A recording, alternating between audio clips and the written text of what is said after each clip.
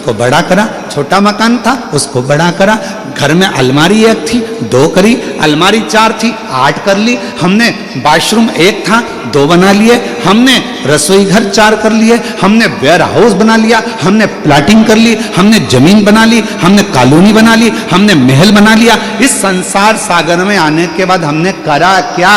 एक काम करा, एक छोटी दुकान को बड़ी दुकान करा, एक छोटे मकान को बड़ा मकान करा, एक अलमारी को 2 अलमारी करा, एक अंगूठी को 4 अंगूठी करा, एक चेन को 4 हार करा। केवल बढ़ाया, क्या बढ़ाया? धन, संपदा, सत्ता, वैभव, प्रतिष्ठा बढ़ाई, पर भजन उतना की उतना ही रह गया। बढ़ना क्या था? भजन बढ़ता तो जीवन में ये सब कुछ अपने आप बढ़ते चले जाता, पर भजन कम हो गया और वैभव बढ़ गया। महाराज वैभव बढ़ गया, वैभव बढ़ा।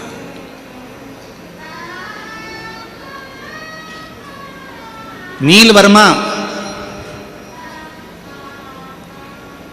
दक्षिण प्रदेश का एक ऐसा राजा,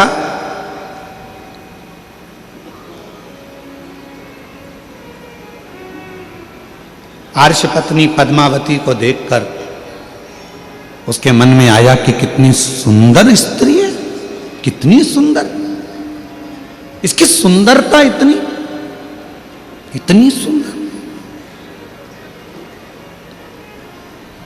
पर कुछ भी हो, इसको तो अब मुझे अपना बनाना है। सुंदरता देखकर आर्ष पत्नी को अपना बनाने के लिए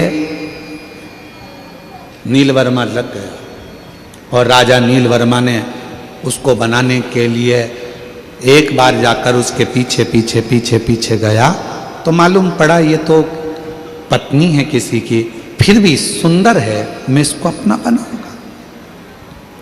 राजा ने उसको रोक लिया बीच मार्ग में, बीच मार्ग में रोका और रोककर कहा कि मैं तुम्हें अपना बनाना चाहता हूं, अपने पति को त्याग दो, मेरी बन जाओ। अर्श पत्नी पद्मावती ने हाथ जोड़कर कहा कि मैं अपने पति का सम्मान करती हूं, आदर करती हूं, उसको मान सम्मान से मैं परमेश्वर मानती हूं और मैं आपकी ओर देखना भी पसंद नहीं करती। इतना तो सुनना था। नीलवर्मा राजा को क्रोध आ गया, इतना क्रोध नीलवर्मा राजा को आया, इतना क्रोध आया, इतना क्रोध आया। उस क्रोध के बल पर नीलवर्मा राजा ने विचार कर लिया कि अब जितने भी मंदिर हैं शंकर के, सारे के सारे मंदिरों को मैं तोड़वा दूंगा। जब शिव ही नहीं रहेगा, पूजन किसकी करेगी?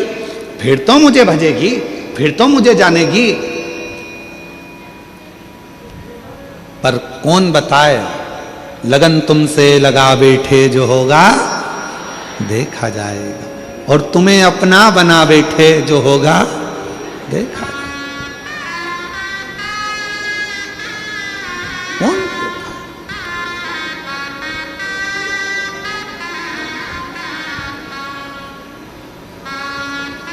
धीरे धीरे करते करते वो दक्षिण प्रदेश का राजा नीलवर्मा ने पूरे मंदिर तोड़वा दिए, शिवालय तोड़वा दिए, जितने शंकर जी के ओटले थे, शंकर के मंदिर थे, शंकर के शिवलिंग थे, धीरे धीरे धीरे धीरे धीरे धीरे उसने सब तोड़वा दिया। अब अर्श पत्नी पद्मावती ने विचार करा कि मंदिर गए, शिव का शिवलिंग चले गया, ओटले चले गए, कोई बात नहीं, जाए तो जाए, जाए तो जाए। कई माताएं कहती हैं गुरुजी हमारे गांव में शंकर जी का मंदिर नहीं है। कई माताएं कहती हैं गुरुजी हमारे गांव में शंकर का ओटला नहीं है। कई माता कहती है हमारे गांव में शंकर का शिवलिंग नहीं है। कई माताएं कहती हैं हम उनसे निवेदन करना चाहेंगे, तुम्हारे गांव में मंदिर नहीं है, कोई बात नहीं, तुम्हारे गांव में शंकर जी का ओटला नहीं है, कोई बात नहीं, तुम्हारे गांव में शंकर का शिवलिंग नहीं है, कोई बात नहीं, आप अपने घर में छोटा सा शिवलिंग रखकर भगवान को जल चढ़ाना प्रारंभ करो। एक ना एक दिन शंकर ऐसी कृपा करेंगे कि तुम्हारे घर के ठीक पास में शंकर अपना मंदिर बनवाकर विराजमान है। तुम्हारे घर के आसपास में शंकर जी खुद आएंगे, तुम्हें जाने की जरूरत नहीं पड़ेगी। तुम आराधना तो करो।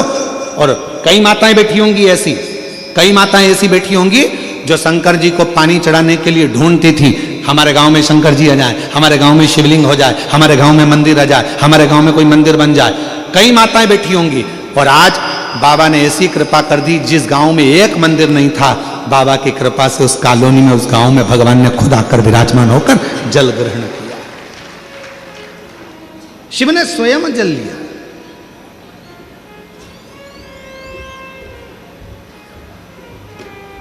मेरा बाबा कहता है, एक कदम चलो मेरी ओर, मैं 4 कदम चलूंगा तुम्हारी ओर। 4 कदम। तुम 1 लोटा जल मुझे देते हो, बाबा कहते हैं उस 1 लोटे जल से इतना वैभव मैं तुझे प्रदान कर देता हूं कि पूरी जिंदगी तुझे संभालने का बल अपने पास रखता हूं, पूरी जिंदगी। एक पत्र अच्छा है, देखिए।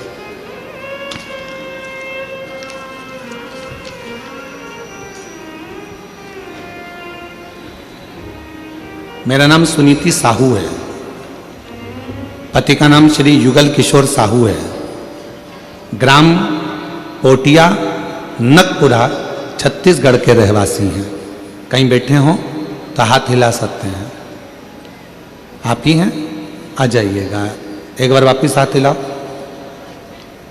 मेरा नाम सुनीति साहू, आ जाइएगा। पति का नाम श्री युगल किशोर साहू, पता ग्राम पोटिया नकपुरा छत्तीसगढ़ की रहवासी हूँ। गुरुदेव के चरणों को नमन करती हूँ। आपके माध्यम से श्री पशुपति व्रत की महिमा की जानकारी नहीं मिली होती तो आज हमारे जीवन में यह अद्भुत चमत्कार ना हुआ होता। मैं और मेरे पति हमेशा से ही सरकारी नौकरी के लिए प्रयास करते थे, परंतु हम दोनों के अच्छे पढ़े लिखे होने के बावजूद भी हमें कहीं सरकारी नौकरी नहीं मिल पा रही थी। हम दोनों की उम्र लगभग 40 वर्ष होने ही वाली थी। हम दोनों की उम्र लगभग 40 वर्ष होने ही वाली थी और हमने नौकरी की उम्मीद छोड़ दी थी। उसी समय हम दोनों ने 27 मार्च 2022 में हालेकोसा राजनांदगांव में कथा श्रवण की है। सुना था पंडाल में बैठकर जो मांगा जाता है वो बाबा देता है। पंडाल की मिट्टी को अगर सिर से लगाया जाता है तो वो भाग्य भी पलट देता है। वही की वही हमने करा। हालेकोसा की कथा में गए, वहां बैठकर 27 मार्च को हमने कथा श्रवण करी और वहीं से नियम ले लिया पशुपतिनाथ का व्रत करूंगी। गुरुदेव, पशुपतिनाथ के व्रत की महिमा आपके मुख से सुनी थी। मैंने 5 बार इस व्रत को रखा। इस व्रत को मैंने 5 बार रखा। तीसरी बार जब व्रत पूरा हुआ 2023 में, सावन का 2 माह पड़ा। पहले सावन में सपरिवार मंदिर में पूजा करके और बाबा की आराधना करी, तभी फोन के माध्यम से हमें खुशखबरी मिल गई कि मेरे पति की सरकारी नौकरी लग गई। मैं बाबा को प्रणाम करती हूँ। और गुरुदेव, आप कहते हो बाबा देता है तो छप्पर फाड़ कर देता है। उसी समय 2023 के दूसरे सावन में बाबा की ऐसी कृपा हुई कि मेरी भी सरकारी नौकरी बाबा ने लगा दी। मैं बाबा को प्रणाम करने के लिए यहाँ हूँ। आ जाइए।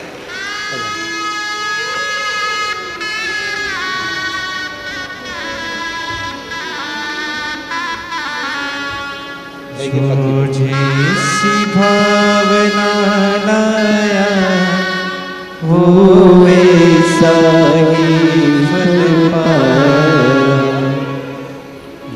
मुझे सी भावना लाया वो वैसा ही फल पाया। नहीं खाली उसे लौटाया वो मन ही मन हर्षाया।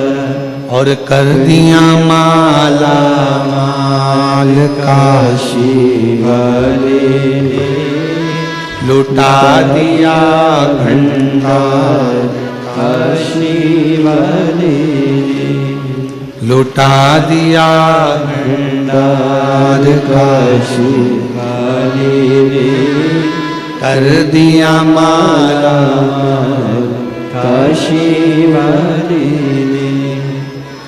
भगवान शिव की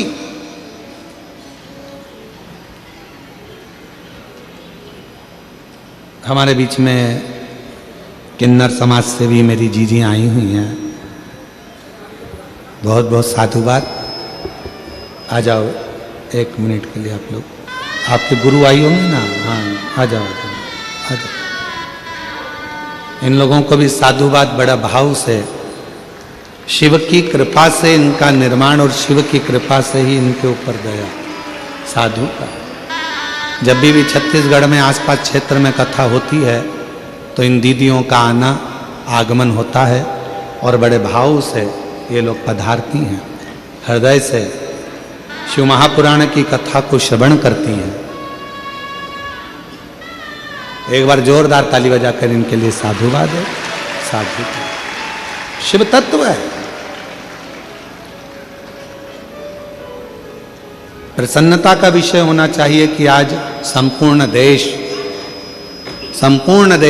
शिव हमारे गांव में शिवलिंग नहीं है, कोई कहता है हमारे गांव में शंकर का ओटला नहीं है, कोई कहता है हमारे गांव में शिव प्रतिमा नहीं, शिवलिंग नहीं। मेरी जीजियों, निवेदन है, अपने घर में छोटा सा शिवलिंग रखकर उसकी आराधना करना प्रारंभ करो। धीरे धीरे धीरे धीरे अपने आप तुम्हारे गांव में, तुम्हारे मोहल्ले में, तुम्हारी कॉलोनी में, तुम्हारे नजदीक में शंकर का मंदिर बनकर ही रहेगा। शिव तुम्हारे करीब में आकर ही आप भजो तो।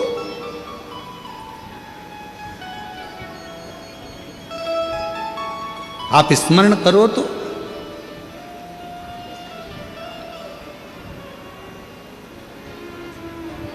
नील वर्मा ने सारे मंदिर तोड़वा दिए राजा ने, और राजा नील वर्मा ने सारे मंदिर तोड़वा दिए, शिवलिंग तोड़वा दिए, मंदिर हटवा दिए, होटलें हटवा दिए।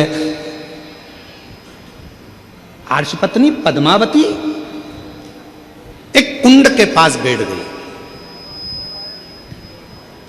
मिट्टी का पार्थिव शिवलिंग का निर्माण कर रही। पार्थिव शिवलिंग का निर्माण, और पार्थिव शिवलिंग का निर्माण करते करते करते करते वो आराधना में जो डूबी, साधना में डूबी, जो साधना में डूब गई, इतने में आ गया राजा नीलवर्मा। जैसे ही राजा नीलवर्मा आए, उन्होंने देखा कि ये पद्मावती तो वापिस शिव की आराधना में लग गई। अब शिवलिंग नहीं है, शिव प्रतिमा नहीं है, मंदिर नहीं है, ओटले नहीं है, शंकर का कहीं शिवलिंग नहीं है, तो इसने तो पार्थिव लिंग का निर्माण करना प्रारंभ कर दिया। पार्थिव लिंग का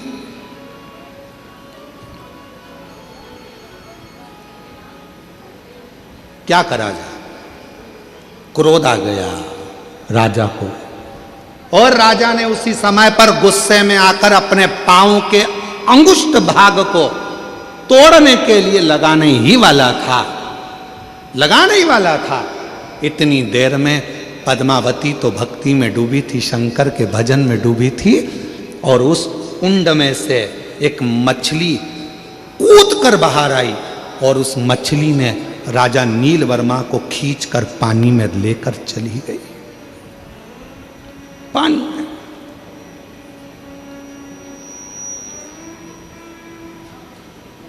जैसे ही वो मछली अंदर लेकर गई, राजा का शरीर एक डुबकी लगाकर वापस बाहर आया तो शरीर था तो ठीक, पर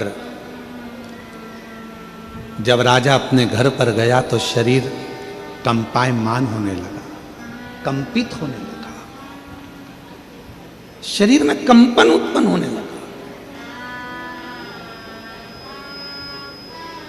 राजा सही से खड़े भी नहीं हो सकता था,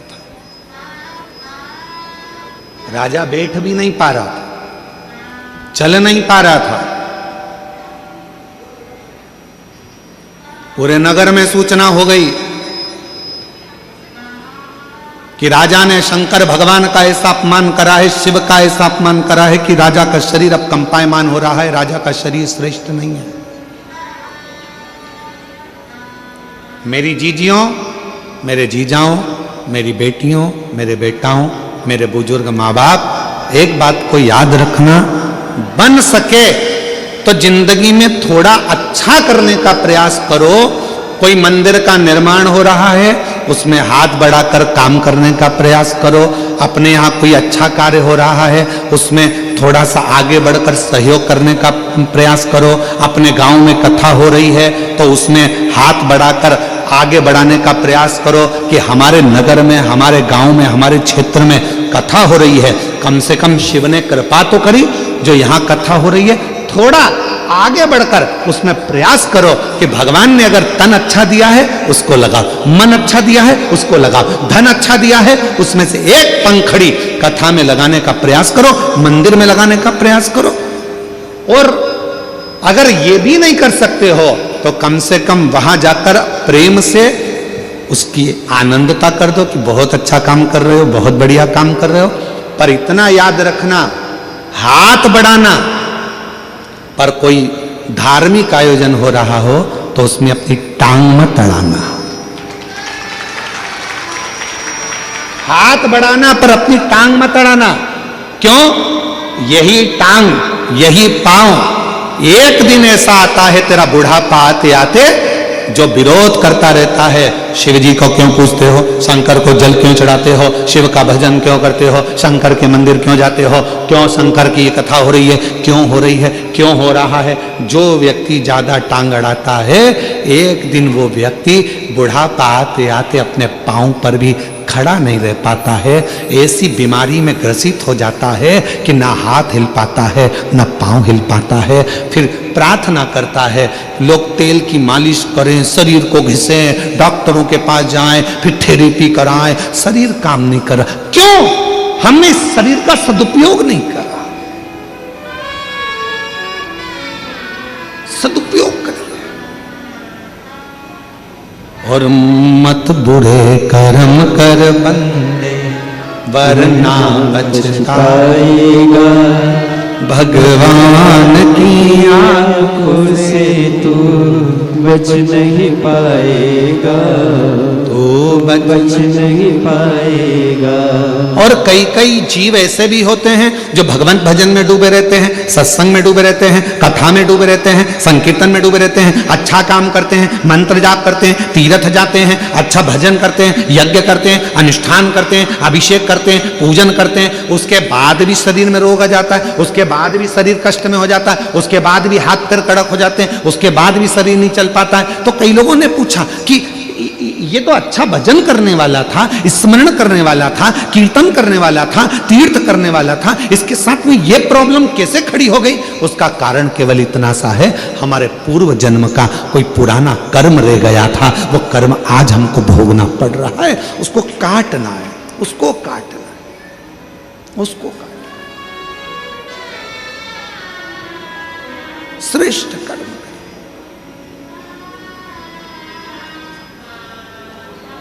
राजा नीलवर्मा शरीर शिथिल,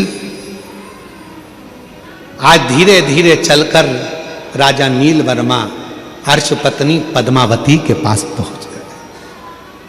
पद्मावती के पास, पद्मावती तो बैठी थी भगवान शंकर की भक्ति में, मंत्र में डूबी हुई थी। वो अखंड मंत्र का जाप करने वाली पद्मावती शिव की अखंड जप माला में डूबी हुई थी। श्री शिवाय नमस्तुभ्यं, श्री शिवाय नमस्तुभ्यं, श्री शिवाय नमस्तुभ्यं, श्री शिवाय नमस्तुभ्यं। पद्मावती अखंड जाप में डूबी हुई थी। राजा नीलवर्मा पहुंच गया और राजा नीलवर्मा ने पद्मावती को देखकर हाथ जोड़कर आज नमन कर कर कहा, मैंने ये शंकर के शिवलिंग को तोड़वाया, मैंने शंकर के मंदिर को तोड़वाया, मैंने शंकर का जो भगवत भजन हो रहा था उसको बंद करवाया, मैंने ये शंकर का जो पार्थिव लिंग का निर्माण तुमने करा था, ये पार्थिव लिंग के निर्माण में मैंने अपना चरण लगाना चाहा। मेरी बुद्धि बेकार हो गई थी, मेरा चित्त बेकार हो गया था। तुम्हारी सुंदरता को देखकर मैं तुम पर इतना आसक्त हो गया था कि मैं कुछ भी नहीं जान पा रहा था और मैंने शिव का अपमान कर दिया, शंकर का अपमान।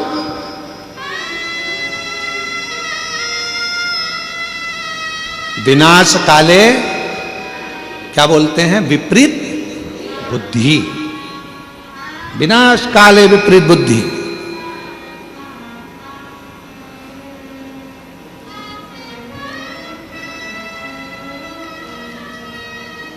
एक कथा सुनाई थी, आप लोगों के स्मरण में है?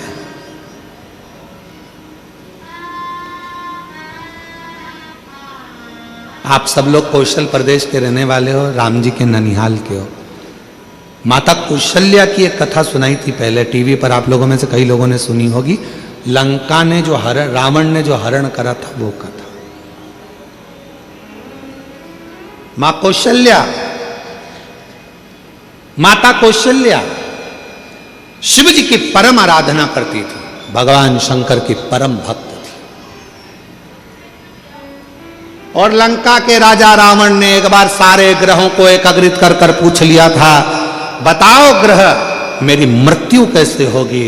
किसी ग्रह ने जो बताता था, राजा उस लंका का राजा रावण उस ग्रह को बंदी बना लेता था।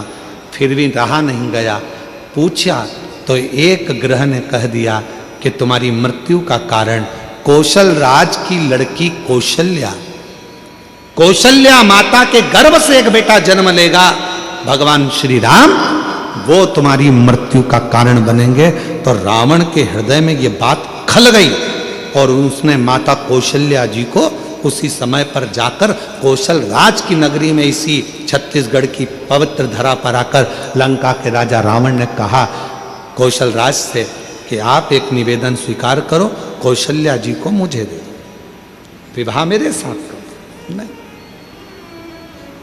नहीं,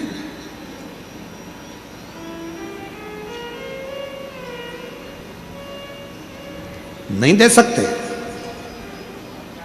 कौशल राज ने मना कर दिया, मेरी बेटी शिव को मानती है, मेरी बेटी सुंदर है, अगर मेरी बेटी चाहे तो आपसे विवाह करे, मेरी बेटी आती होगी, आप उससे पूछ लो। लंका का राजा रावण माता कौशल्या को देखते हैं और इतनी सुंदर मां कौशल्या को देखकर कहते हैं कि आप मुझसे विवाह करो। कौशल्या जी कहती हैं कि विवाह, ये कथा हमने देवघर में श्रवण कराई थी, शायद आप लोगों ने सुनी होगी। किस किस ने सुनी थी, जरा हाथ उठाओ। सबने सुनी है? तो देवघर में कही थी ये कथा। कौशल्या माता ने कहा, ए लंकापति रावण, अगर तुम मुझसे विवाह करना चाहता है तो मेरी शर्त एक है, तेरी लंका में शंकर का शिवलिंग पहुंच जाएगा तो मैं तुझसे विवाह करूंगा। रावण गया शिवलिंग लेने, शंकर जी के पास जाकर शिवलिंग मांगा, लेकर जाने लगा। पर मां पार्वती जी नहीं चाहती थी कि ये शिवलिंग पहुंचे। भार उत्पन्न हो गया उस शिवलिंग में, लंका के राजा रावण ने पृथ्वी पर रख दिया। वो शिवलिंग लंका तक नहीं पहुंचा, देवघर में बाबा बैद्यनाथ जी के रूप में पूजित हो गया। पूजित नहीं गया।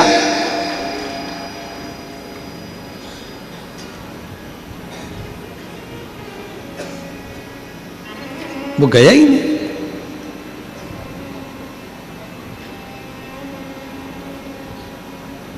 एक बेजू ग्वाले के हाथ में, कौन था बेजू ग्वाला? स्वयं गणेश जी महाराज, जिन्होंने उस शिवलिंग को अपने हाथ में लेकर 51 शक्ति पीठ में से जो एक मां सती का हृदय जहां गिरा था, उसी हृदय के मध्य में उस शिवलिंग को रख दिया था। रावण को लगा कि कौशल्या जी के पुत्र के कारण मेरे प्राण छूटेंगे, तो एक काम करता हूं, इस कौशल्या जी को मैं हरण कर कर छुपा कर पेटी में बंद कर कर समुद्र में डाल देता हूं। और एक मछली के मुख में वो पेटी रख दी थी। वो मछली की लड़ाई एक बड़े मछुए से हुई, मुख खुला मछली का, पेटी गिर गई, एक टापू पर चली गई। वहीं से दशरथ जी निकल कर जा रहे थे, बंद पेटी को देखा तो खोला, उसमें कौशल्या जी थी। पूछा तुम कैसे आई? सारी कथा सुना दी। वापिस कौशल राज के पास में माता कौशल्या जी को भेजा गया और राजा कौशल राज ने दशरथ जी के साथ कौशल्या जी का विवाह पक्का कर दिया और उनके घर में राम जी का प्रागट।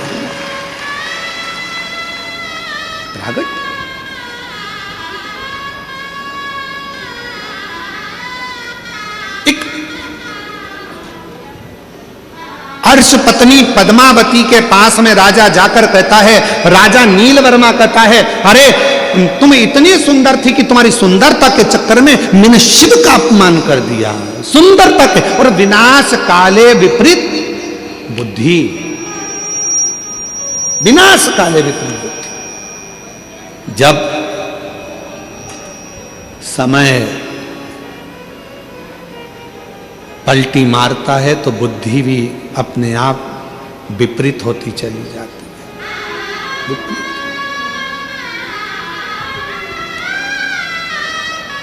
मेरी जीजियों,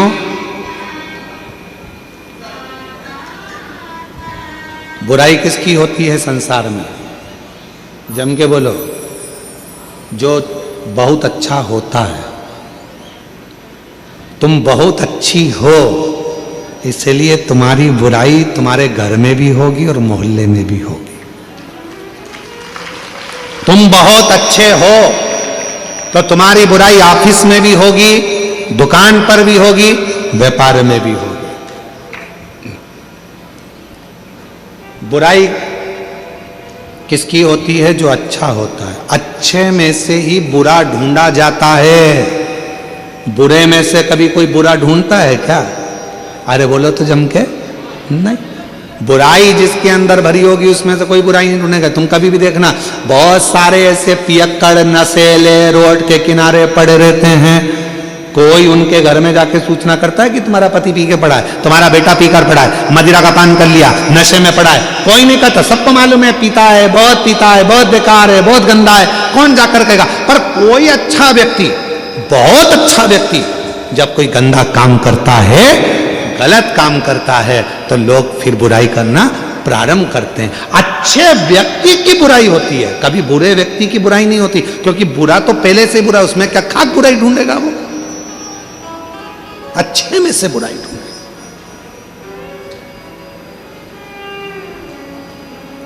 तुम्हारी देवरानी अगर तुम्हारी बुराई करे तो समझ लेना तुम बहुत अच्छी हो। तुम्हारी जेठानी बुराई करे तो समझ लेना तुम एकदम जोरदार हो। तुम्हारी सास तुम्हारी बुराई करे तो समझ लेना कि तुम दुनिया की सबसे अच्छी बहू हो। और अगर बहू बुराई करे सास की तो समझ लेना तुम ओल्ड इज गोल्ड, एकदम मस्त सास हो, बहुत अच्छी सास हो। क्यों चिंता करना?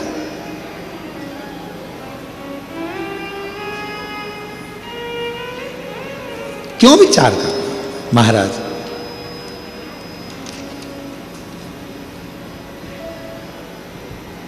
नीलवर्मा राजा ने हाथ जोड़ लिए, गलती हो गई है मुझसे, क्षमा कर दो। बहुत बड़ी गलती हो गई मुझसे, क्षमा कर दो, क्षमा कर दो। आज अर्श पत्नी पद्मावती तप करते करते करते करते, शिव की आराधना करते करते उसकी आंख में से